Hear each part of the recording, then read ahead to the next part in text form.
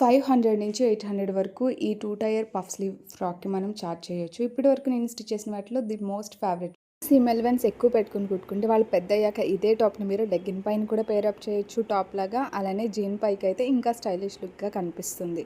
So మీరు అలా కూడా ట్రై చేయొచ్చు. బయట ఎంత మనీ పెట్టి తీసుకున్నా మనకి నచ్చిన ఫ్యాబ్రిక్, మనకి నచ్చిన ప్యాటర్న్ అండ్ కలర్‌లో ఇలాంటి డ్రెస్ అయితే మనకి దొరకదు. ఈ డ్రెస్ స్టిచ్ చేయాలంటే జస్ట్ మీ దగ్గర ఒక బ్లౌజ్ పీస్ ఏదైనా ఉంటే సరిపోతుంది. దాంతో మీరు స్టిచ్ చేసేసుకోవచ్చు అనమాట. సో ఇది నేను మా హస్బెండ్ వాళ్ళ కొలీగ్ ఆర్థోపెడిషియన్ వాళ్ళ పాపకి నేను ఇది డిజైన్ చేశాను అనమాట.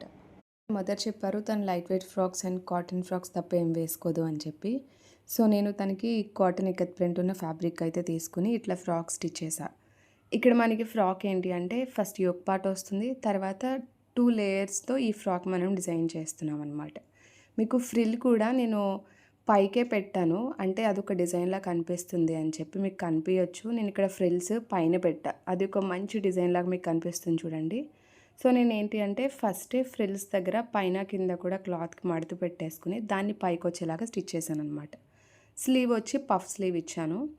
చాలా సింపుల్ అండ్ ఎలిగెంట్గా కనిపిస్తుంది ఈ ఫ్రాక్. మీకు అసలు ఐడియా లేదు అంత అలా స్టిచ్ చేయలేము అనుకునే వాళ్ళు కూడా నేను చెప్పిన మెజర్మెంట్స్ ఫాలో అయిపోతూ మంచిగా మీరు కూడా డిజైన్ చేసేసుకోవచ్చు ఈ ఫ్రాక్ని. ఒకసారి నేను చెప్పేప్పుడు నేను ఏదైతే మెజర్మెంట్స్ చెప్తున్నానో అది మీరు బుక్లో నోట్ చేసి పెట్టేసుకోండి. తర్వాత 1, 2, 3 సార్లు ఇదే వీడియో చూస్తే మీకు ఈజీగా అర్థమైపోతుంది. సో దట్ మీరు స్టిచ్ చేసేసుకోవచ్చు. ఇక్కడ నేను 4 to 5 ఇయర్ గర్ల్కి 1.25 మీటర్ వాడాను. కానీ మీరు 1 to 3 ఇయర్స్ వరకు కూడా మీ దగ్గర ఎవరైనా పెట్టిన బ్లౌజ్ పీసెస్ ఉంటాయి కదా, దాంతో కూడా మీరు ఈ ఫ్రాక్ స్టిచ్ చేసుకోవచ్చు. ఇప్పుడైతే స్టిచ్చింగ్కి వెళ్ళిపోదాం.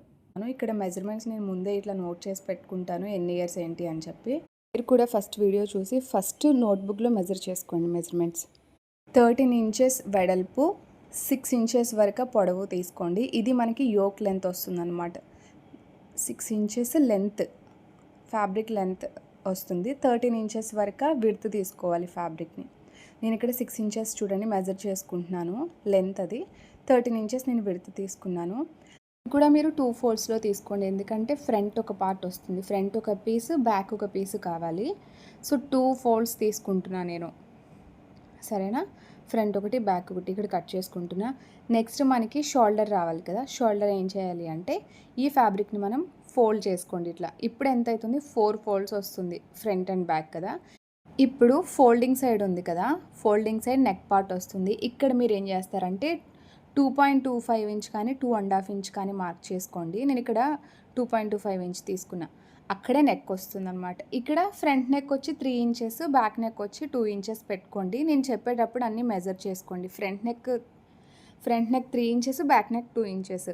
సో ఇక్కడ మనం ఏం చేసామంటే నెక్ పార్ట్ అయితే కట్ చేసుకున్నాం. మిగతాది ఏదైతే ఉందో నెక్ పార్ట్కి 2.25 తీసిన తర్వాత మిగతాది ఎంత అయితే మిగిలిందో అంతా కూడా మన ఓపెనింగ్ సైడ్ దగ్గర ఒక 1/2 ఇంచ్ లేదా ఒక 1/4 ఇంచ్ కిందకి దించుకుని మిగతాదంతా షోల్డర్ పట్టీలాగా నేను గీసుకున్నాను చూడండి. అలానే కింద పార్ట్ ఎప్పుడైతే కింద పార్ట్ ఉంటుంది కదా మనకి యోక్ పార్ట్ దగ్గర హాఫ్ వరకు బాడీ పార్ట్కి కొంచెం ఒక 1/2 ఇంచ్ ఇలా కర్వ్ తీసుకుంటాం షేప్ బాగా వస్తుందని. సో అలానే నేను ఈ కింద పార్ట్ కూడా తీసుకున్నాను.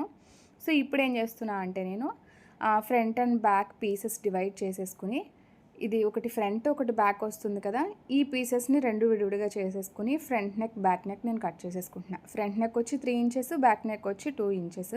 ఇక్కడ మనకి 2.25 ఇంచ్ మనకి నెక్ పార్ట్కి తీసుకుని మిగతా అదంతా షోల్డర్కి పెట్టేసుకుంటాం అనమాట. సో రిమైనింగ్ పార్ట్ మనకి షోల్డర్ పట్టి వస్తుందన్నమాట. షోల్డర్ పట్టి కూడా ఎక్కువేం కాదు, మీకు షోల్డర్ విడ్త్ 3.25 ఇంచులు వస్తుంది. ఇప్పుడు స్లీవ్ కట్ చేస్తున్నాను నేను. యోక్ పార్ట్ అయిపోయింది. స్లీవ్ వచ్చేసి నేను 21 ఇంచెస్ విడ్త్ తీసుకున్నాను. లెంత్ వచ్చి స్లీవ్ లెంత్ వచ్చి 8.5 ఇంచెస్ తీసుకున్నాను. ఫోల్డింగ్ సైడ్ ఏం చేయాలంటే 2.5 ఇంచ్ మార్క్ చేసుకోండి, ఓకేనా. 2.5 inch folding, open side 4.5 inch mark చేసుకోండి. ఇప్పుడు ఏం చేయాలంటే ఈ కింద ఉంది కదా ఈ చివరి ఓపెన్ సైడ్ ఒక 1 ఇంచ్ మార్క్ చేసుకుని దాన్ని మనం 4.5 ఇంచ్ దగ్గర మార్క్ చేసుకుని దానికి కనెక్ట్ చేయండి. స్లీవ్ స్టార్టింగ్ పాయింట్ నుంచి 4.5 ఇంచ్కి ఒక లైన్ మీరు డ్రా చేసేసుకొని అక్కడ నుంచి 6.5 ఇంచ్ అంటే ఫోల్డింగ్ సైడ్ నుంచి 6.5 ఇంచ్ దగ్గర ఒక మార్క్ చేసుకుని ఇలా స్లీవ్ని మీరు కనెక్ట్ చేసేసుకోండి నేను ఇక్కడ చూపిస్తున్నట్టు. తర్వాత స్లీవ్ అయిపోయింది, కట్ చేసుకోండి. నెక్స్ట్ మనం ఏం చేయాలంటే ఫ్రాక్ ఫస్ట్ లేయర్ తీసుకోవాలి.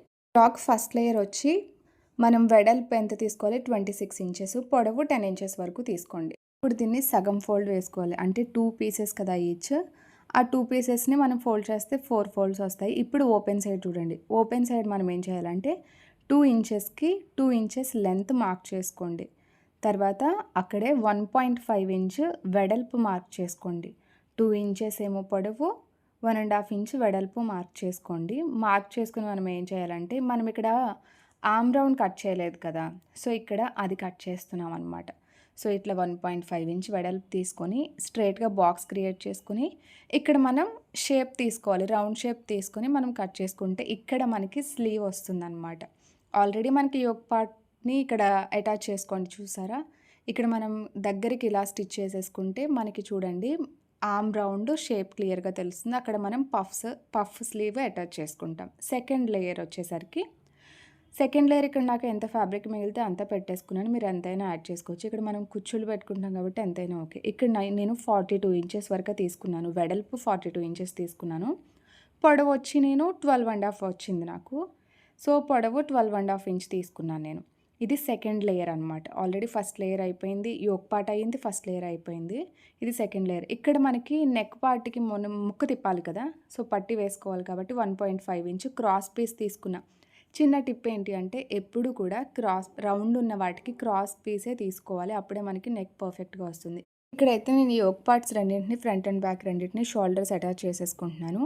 ఆఫ్టర్ షోల్డర్ అటాచ్ అయిపోయాక బ్యాక్ యోక్ పార్ట్ ఉంది కదా! అక్కడ నేను మొత్తం కట్ చేసుకుని హుక్స్ పట్టి, తాడు పట్టి కోసం ఒక 2.5 ఇంచ్ వెడల్పు ఉన్న ఫ్యాబ్రిక్ తీసుకుని నేను ఇట్లా స్టిచ్ చేసుకుంటున్నా. హుక్స్ పట్టి, తాడు పట్టి వేసేసుకుంటున్నా. ఇది కూడా అయిపోయాక ఒక దానిపైన ఒకటి పెట్టి రెండిటిని ఒక బటన్ గ్యాప్ సరిపోయేలా మాత్రమే ఉంచుకుని మళ్ళీ నేను దాన్ని కూడా స్టిచ్ చేసేసుకుంటున్నా.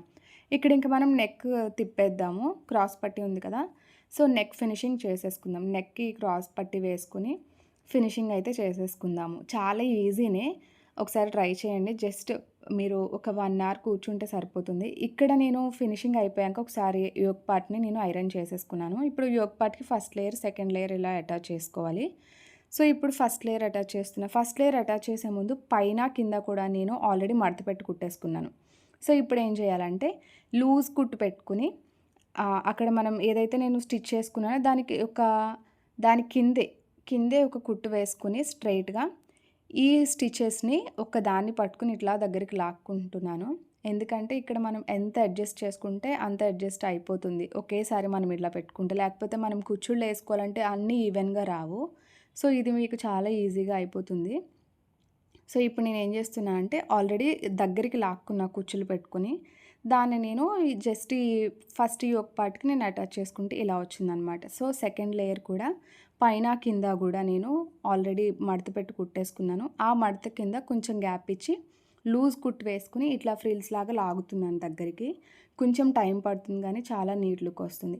ఇప్పుడు దాన్ని ఫస్ట్ లేయర్ ఉంది కదా! ఫస్ట్ లేయర్ పైన పెట్టేసి ఒక 1/2 ఇంచ్ గ్యాప్ ఇచ్చి నేను ఇక్కడ స్టిచ్ చేసుకుంటున్నా చూడండి. జస్ట్ ఒక 1/2 ఇంచ్ గ్యాప్ సరిపోతుంది అంతే. సో, సెకండ్ లేయర్ కూడా నేను నీట్‌గా కుట్టేసుకుంటున్నా. మీరు ఎప్పటికప్పుడు మంచిగా ఐరన్ చేసుకుంటే మనకి బయట రెడీమేడ్ ఫ్రాక్స్ ఎట్లా ఉంటాయి ఆ లుక్ వస్తుంది. చాలా నీట్‌గా వస్తుంది. మీకు ఇట్లా ఫ్రిల్స్ వేసుకోవడం రాదు, ఫ్రిల్స్ చేయడం రాదు అంటే నాకు కామెంట్ చేయండి. నేను షార్ట్‌లో పోస్ట్ చేయడానికి ట్రై చేస్తా. ఏం లేదు జస్ట్ స్టిచెస్‌ని లూజ్ స్టిచెస్ పెట్టుకొని మనం స్ట్రెయిట్‌గా ఒక స్టిచ్ వేసేసుకొని దారాలు వస్తాయి కదా! ఆ 2 దారాల్లో ఒక దారాన్ని పట్టుకుని మెల్లగా లాగితే ఇవంతా కుచ్చుల్లాగా దగ్గరకొచ్చేస్తుందనమాట క్లాత్. లూజ్‌గా ఉండడం వల్ల దగ్గరకొచ్చేస్తుంది. దాన్ని మనకి ఎంతైతే కుచ్చుళ్ళు కావాలి, ఎంత ఫ్యాబ్రిక్ కావాలనుకుంటామో అంతవరకు మనం అడ్జస్ట్ చేసుకుంటే సరిపోతుంది. అసలు మనం కంగారు పడక్కర్లేదు. కాకపోతే ఆ స్టిచ్ చేసుకునేటప్పుడు ఈ ఫ్రిల్స్ దగ్గరికి లాక్కునేటప్పుడే కొంచెం టైం పడుతుందంతే. ఇక్కడిక స్లీవ్ కూడా నేను అటాచ్ చేసేస్తున్నా. స్లీవ్‌కి పైన, కింద మడత పెట్టి కుట్టేసుకున్నాను. తర్వాత స్లీవ్‌కి పైన వైపున, కింద వైపున ఏం చేశానంటే ఒక 1/2 ఇంచ్ వరక గ్యాప్ ఇచ్చి ఆ 1/2 ఇంచ్‌లో నేను లూజ్ స్టిచ్ వేసుకొని క్లాత్‌ని మొత్తం ఫ్రిల్స్ లాగా దగ్గరికి లాగేసుకున్నాను. దానికి ఏమవుతుందంటే మనం నార్మల్‌గా చేత్తో పెడితే ఫ్రిల్స్ ఈవెన్‌గా రావు. ఇదైతే మనం ఎంతవరకు కావాల్సితే అంతవరకు అడ్జస్ట్ చేసుకుంటూ మనం కుట్టేసుకోవచ్చు. ఇక్కడ నేను స్లీవ్ పఫ్ ఇచ్చుకున్నాను. పఫ్ స్లీవ్ వల్ల ఏమవుతుందంటే ఫ్రాక్ అంతా నార్మల్‌గా సింపుల్‌గా ఉన్న ఒక్క పఫ్ స్లీవ్ వల్ల చాలా ఎలివేట్ అవుతుంది ఫ్రాక్. సో, ఇక్కడ నాది కంప్లీట్ అయిపోయింది. స్లీవ్ అటాచ్ చేసేసుకున్నాను. ఇప్పుడు 2.5 ఇంచ్ నేను యూజువల్‌గా 2-2.5 ఇంచ్ మార్జిన్ పెట్టుకుంటాను సీమ్ అలవెన్స్. సో, ఇక్కడ మార్జిన్ పెట్టేసుకుని నేను ఫ్రాక్ అయితే నేను ఫినిష్ చేసేస్తున్నాను.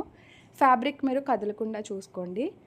ఎగుడు దిగుడు అలాంటివి ఏం రాకుండా కటింగ్లోనే మీరు జాగ్రత్త పడండి. తర్వాత కూడా ఒకసారి కటింగ్ అయిపోయాక ఒకసారి చూసుకోండి ఈవెన్గా ఉందా లేదా అని. తర్వాత మీరు ఎప్పటికప్పుడు ఐరన్ చేసుకుంటూ కుట్టండి. అప్పుడు మనకి బొటిక్ ఫినిషింగ్ వస్తుంది, రెడీమేడ్ ఫ్రాక్ లాగా అనిపిస్తుంది. ఇదే ఫ్రాక్ని బయట మనం బొటిక్లో యాక్చువల్గా ఎంత ఛార్జ్ చేస్తామంటే 800 వరకు ఛార్జ్ చేస్తాము. ఎంత లేదన్నా మినిమం 500 వరకు కూడా ఛార్జ్ చేయొచ్చు.